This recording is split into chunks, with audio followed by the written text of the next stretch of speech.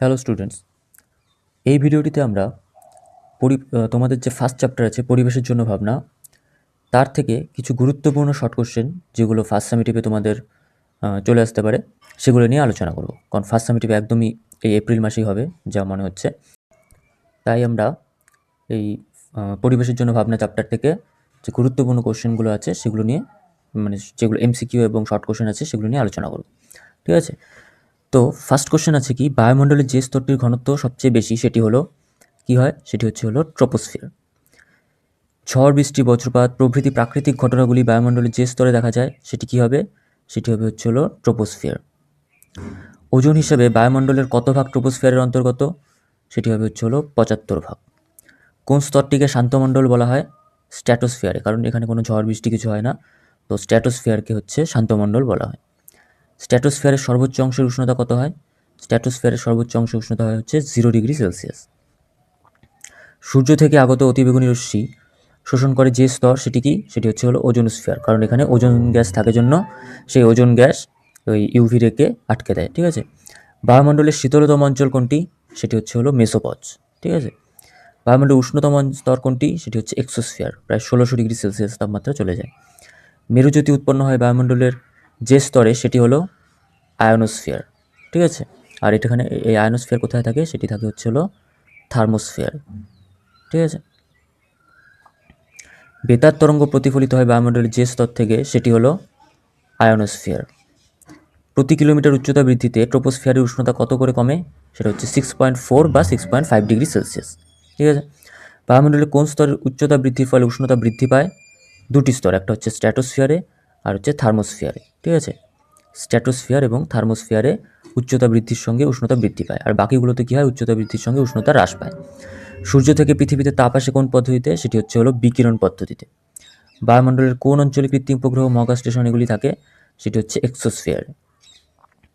বায়ুমণ্ডলের বিভিন্ন স্তরের চাপ হ্রাসের সঠিক ক্রমটি কি, সবচেয়ে বেশি থাকবে চাপ নিচের স্তরে ট্রপোস্ফিয়ার, তারপর স্ট্র্যাটোস্ফিয়ারে, তারপরে মেসোস্ফিয়ার, তারপরে থার্মোস্ফিয়ার।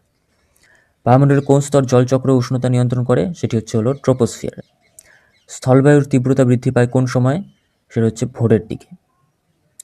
আন্টার্কটিকা অঞ্চলে ওজোন স্তরের সবচেয়ে বেশি ক্ষয় হয় কোন মাসে, সেপ্টেম্বর নভেম্বর মাসে। নিম্নের কোন রাসায়নিক পদার্থটি ওজোন স্তর ধ্বংসের জন্য দায়ী, সেটি হলো ক্লোরোফ্লোরোকার্বন।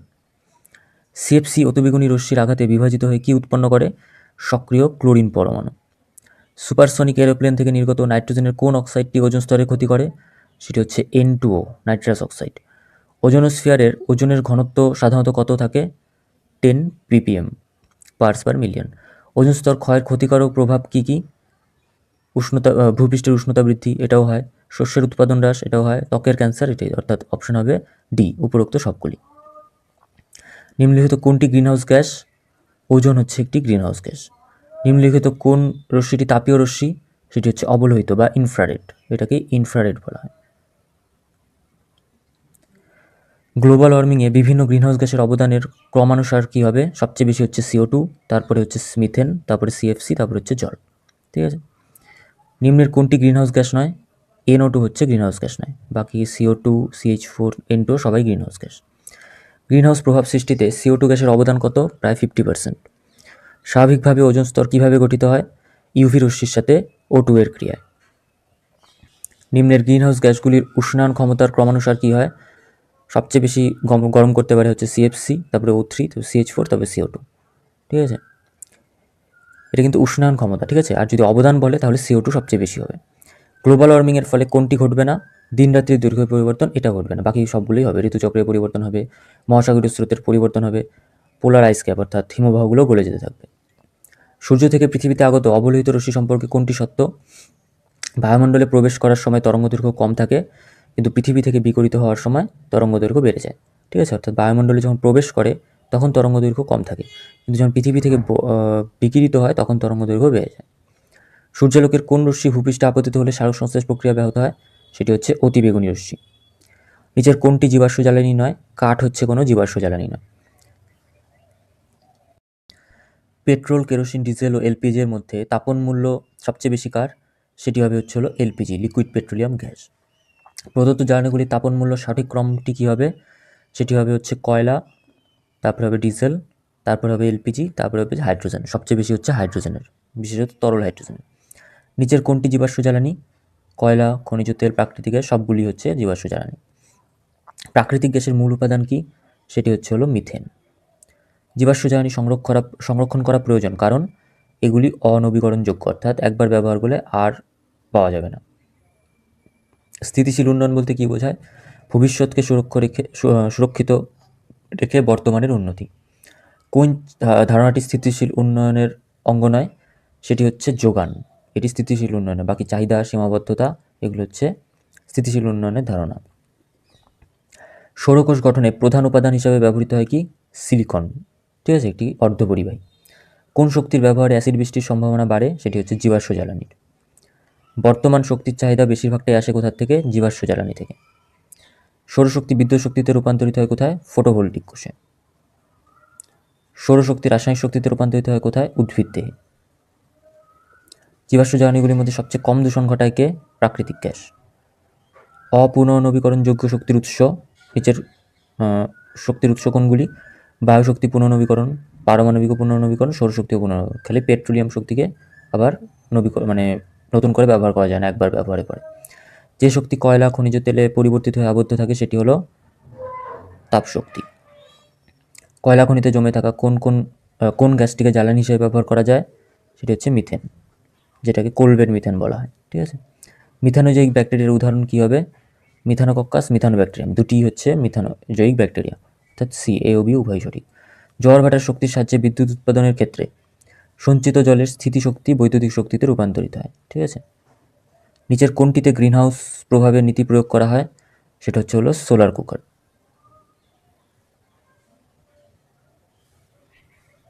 তারপরে হচ্ছে ভারতবর্ষে সবচেয়ে বড় বায়ুশক্তি খামার স্থাপিত হয়েছে কোন স্থানের কাছে? তামিলনাড়ুর কন্যাকুমারী। বায়ুশক্তি সবচেয়ে বেশি ব্যবহৃত হয় কোন দেশে? জার্মানিতে। নিচের কোনগুলি পরিবেশ বান্ধব জ্বালানি? কয়লা পরিবেশ বান্ধব নয়, কেরোসিনও নয়, প্রাকৃতিক গ্যাস আর বায়োগ্যাস। তাহলে 3 আর 4। জল থেকে হাইড্রোজেন প্রচুর পরিমাণে পাওয়া যেতে পারে, তবুও একে গৃহস্থালী জ্বালানি হিসেবে ব্যবহার করা যায় না, কারণ এটি অত্যন্ত মহার্ঘ। ঠিক আছে, অর্থাৎ খুব বেশি দাম। তো এইগুলো ছিল মাল্টিপল চয়েস কোশ্চেন, যেগুলো ওই এইবার ফার্স্ট সামেটিভের জন্য খুবই গুরুত্বপূর্ণ, এমনকি মাধ্যমিকের জন্য খুব গুরুত্বপূর্ণ।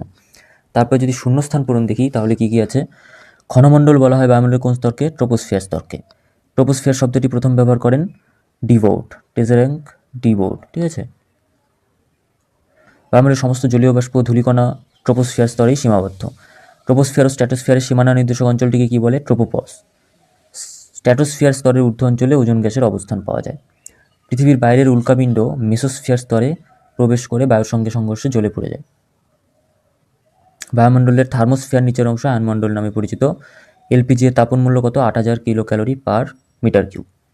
ওজোন গহ্বর সর্বপ্রথম লক্ষ্য করেন জো ফোরম্যান। এটি একটি গুরুত্বপূর্ণ কোশ্চেন। ঠিক আছে, স্ট্র্যাটোস্ফিয়ারে ওজোন গ্যাসের আধিক্যের জন্য উচ্চতা বৃদ্ধির সাথে উষ্ণতা বৃদ্ধি পায়। সমুদ্রপৃষ্ঠ থেকে যত উপরে ওঠা যায় বায়ুস্তরের ঘনত্ব তত কমতে থাকে। বায়ু সর্বদা উচ্চচাপ অঞ্চল থেকে নিম্নচাপ অঞ্চলের দিকে ছুটে যায়। ঠিক আছে, ছুটে গিয়ে ঝড় সৃষ্টি করে। ড্যাশ বায়ুর সাহায্যে পালতোলা নৌকা সমুদ্রযাত্রা করে কি? স্থলবায়ুর সাহায্যে। বায়ুর পরিচলন স্রোতের ফল সমুদ্রবায়ু ও স্থলবায়ু। সিএফসি কথাটির সিএফসির সম্পূর্ণ কথাটি কি? ক্লোরোফ্লুরোকার্বন। ওজোন নীল বর্ণের হয় আর আষ্টে গন্ধযুক্ত হয়। ঠিক আছে, ওজোন হলো অক্সিজেন গ্যাসেরই রূপভেদ। স্ট্র্যাটোস্ফিয়ারে ওজোন গ্যাসের ঘনত্ব সর্বাধিক থাকে কোথায়? 24 থেকে 40 কিমি উচ্চতার মধ্যে। বায়ুমণ্ডলে ওজোন গ্যাসের ঘনত্বকে কী দিয়ে প্রকাশ করা হয়? ডবসন একক। ক্রান্তীয় অঞ্চল থেকে মেরু অঞ্চলের দিকে বা স্ট্র্যাটোস্ফিয়ারে ওজোন গ্যাসের ঘনত্ব ক্রমশ কী হয়? বৃদ্ধি পায়। পৃথিবীর ছাতা বলা হয় কোন ওজোন স্তরকে? প্রতি অণু মিথেনের তাপ আটকে রাখার ক্ষমতা প্রতি অণু CO2 এর তুলনায় প্রায় 25 গুণ বেশি। সিএফসি অণুর ভূপৃষ্ঠ থেকে বিকিরিত তাপকে আটকে দেওয়ার ক্ষমতা CO2 অণুর তুলনায় প্রায় 15,000 থেকে 20,000 গুণ বেশি। প্রতি অণু N2 এর তাপ আটকে রাখার ক্ষমতা প্রতি অণু CO2 এর তুলনায় প্রায় 200 গুণ বেশি। অবলোহিত রশ্মির শক্তি হ্রাস পেলে তার তরঙ্গ দৈর্ঘ্য বৃদ্ধি পায়। অতিবেগুনি রশ্মির সবচেয়ে কম তরঙ্গ দৈর্ঘ্য বিশিষ্ট অংশটিকে বলা যায় ইউভিসি। স্থিতিশীল উন্নয়নের সর্বজন স্বীকৃত সংখ্যাটি প্রথম প্রকাশিত হয় ব্র্যান্ডল্যান্ড কমিশনের রিপোর্টে। সৌরশক্তি থেকে বিদ্যুৎ উৎপাদনে ভারত পৃথিবীতে 4র্থ স্থান অধিকার করে। পশ্চিমবঙ্গের বায়ুশক্তি উৎপাদক কেন্দ্রগুলির মধ্যে সাগরদ্বীপ আছে, ঠিক আছে। পশ্চিমবঙ্গে বক্রেশ্বর ভূতাপীয় শক্তিতে সমৃদ্ধ। বায়োগ্যাসের মূল উপাদান হচ্ছে মিথেন। বায়োগ্যাসে মিথেন ছাড়া আর যেসব গ্যাস পাওয়া যায় তার একটি হলো CO2। প্রতি লিটার মিথেন হাইড্রেট থেকে এসটিপিতে 170 লিটার মিথেন পাওয়া যায়। কঠিন কয়লার ম্যাট্রিক্সে অধিশোষিত বা অধিশোষণ মিথেনই হলো কোলভেট মিথেন, ঠিক আছে। মিথেন হাইড্রেট এক প্রকার ক্ল্যাথরেট যৌগ। ভারতবর্ষের কৃষ্ণা গোদাবরী নদী অববাহিকা পৃথিবীর বৃহত্তম মিথেন হাইড্রেট ভান্ডারগুলির মধ্যে একটি। সমুদ্রের তাপীয় শক্তিকে কাজে লাগানোর পদ্ধতিকে বলা হয় ওটেক, OTEC। পৃথিবী প্রতিদিন 4 কিলোওয়াট পার মিটার স্কোয়ার সৌরশক্তি গ্রহণ করে। মিথানোজয়িক ব্যাকটেরিয়ার সাহায্যে গোবরের অবাত বিয়োজন ঘটার ফলে গোবর গ্যাস উৎপন্ন হয়।